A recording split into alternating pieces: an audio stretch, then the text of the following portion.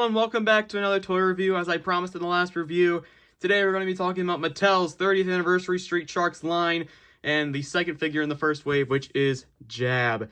As before, we looked at Ripster, which thanks to my dad for finding him, because I'm forever grateful because I could never find him in store. But thankfully, I got Jab a while ago in the beginning of the month. I love this figure genuinely.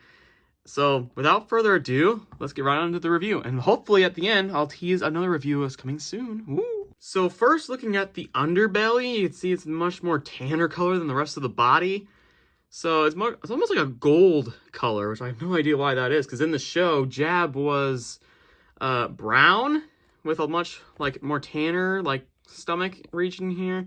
See the gums are painted in there along with the teeth. And if we open the mouth, you can see there's a different two-tone color in there for the mouth. Even the bottom teeth are painted. There is a little rubbery wear and tear on the sides, but it's not as noticeable as Ripster's. But either way, even on the sides, you can see some the muscles and all the tendons going throughout. Even there's fingernails sculpted on this guy too, so you can see there's little fingernails right there. Even in this hand, which is an open hand, which on Ripster was just two clenched fists, you can see that he has fingernails. Awesome, awesome detail. Now on the sides, you got some more muscles. I have no idea what these are, because his gills are up here. Along with his eyes, which are nicely painted, even given a little gloss there. There's not really any detail underneath, but on the top, yeah, there's some detail in there. The other eye is over here. You can see on the back of him, there's all of this detail, all this musculature sort of detail on the back. His copyright stuff is on his ass. Don't know why Mattel did that, because Ripster's was on his boots. This time it's on his ass. And you see he has the nice camo pants like you see in the show. He has some exposed knees, little knee rips right here. You can see that his black boots even have the lacing detail and all the wrinkles and stuff you actually see in normal boots, which I think Ripster wears little cowboy boots. These are like heavy duty boots, honestly.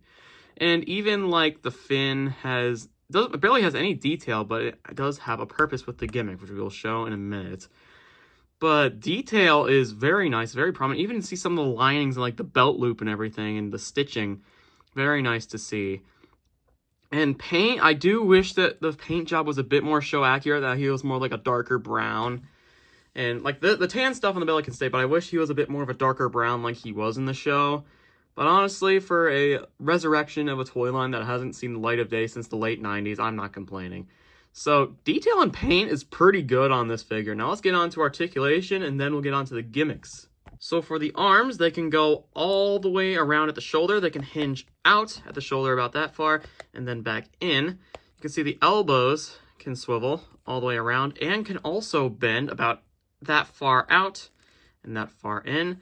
The wrists are going to have a swivel, so they can go all the way around, and they can go up about that far, down about that far, like he's doing the hey. I always look at it like that for some reason. This arm is actually part of a gimmick, but you can rotate it freely, and as long as you go in the right direction. You see there's almost a ratchet or resistance in there, and it can also move out and in. The elbow, of course, can swivel all the way around. Same thing with the hinging in and out. The wrist can also swivel all the way around, and of course also has a hinge. Now, unlike Ripster, Jab actually has a swivel at the waist, because the waist is not part of a gimmick this time. Apparently the legs, just like Ripster, can hinge up back in, or it can hinge back down. I think mine just work when they're hinged down, just because they just stand better. But of course the legs can spread out very far off to the side and can spread back in. Same thing with the other leg. It's a lot easier to do with this leg. The knees can bend, except mine are really stiff. There we go. So they can bend, and they can bend back in. Oh, jeez. And yeah, yep, they can swivel. I'm not even going to do it on the other side because it's about as tight. But the boots are not on hinges this time. They're just swivel joints on here. Just little swivel joints. So he's got about 12, 14 points of articulation. Not bad, not bad. And for about what you're paying for, it's not just because of the articulation enhancement. No, part of the action feature. As you can see, here's the fin on the back. You press that down, his mouth opens up. See, it doesn't open up like Ripster's, where it's the whole upper jaw. It's just the lower jaw. And I like how, of course, the rubber corresponds with the mechanism. Makes it really lifelike. But if you pull his arm back, he does his jackhammer headbutt. Ain't that cool? You can even, it like extends out like an inch or two, which is very, very nice. And even it has detail on the inside, which the original figure did not have. It has like vertebrae, bone like detail in there. It's like they gave it a canon meaning. But there is Jab. But quickly, before we head on to size comparisons, just only a few this time, we should look at his box, because I almost forgot. There's Jab, jackhammer headbutt, try me I bite, Street Sharks logo. Here it on to the side, try me I bite. There's the classic banner on the back.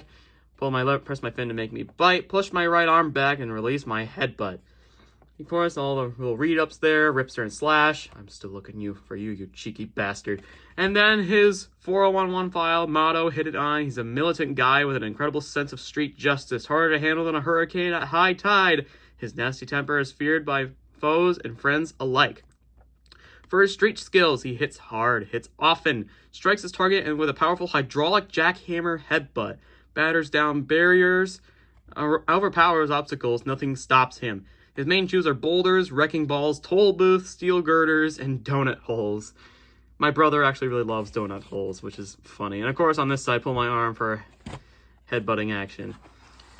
So for real quick comparisons, oh, hold on a minute. Here is Jab with Ripster. He's not as tall as Ripster, but if you like, kind of like stand him up straight, he's almost about the same height. Ripster being a bit around 7 inches. He's about 6.5.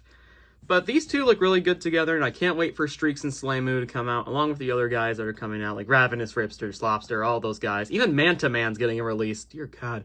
But now let's get into a few size comparisons. Jab and Ripster, Jab and Gorgo, GXK Energized Godzilla, tiny little Shogun Godzilla, Majungasaurus, Majungathornus. So that is going to be about it for this review. I hope you all enjoyed, and when next we meet, we will be talking about not Street Sharks this time, finally getting back into Godzilla with the GXK Godzilla Energized. I bought this off of Mercari. It's not available in my state at the moment. I live in Michigan. I live in West Michigan. Don't worry about it. But I picked this up on Mercari for a pretty good price, about $16 along with shipping, so a very good price. And of course, he came with, you know, a little battle fighter jet thing. But overall, I'm really excited to review this figure. It will be around sometime this week, sometime after my birthday, which is tomorrow. Happy birthday to me. Anyways, I'll see you guys next time, and after this guy, we'll review something even better than this figure.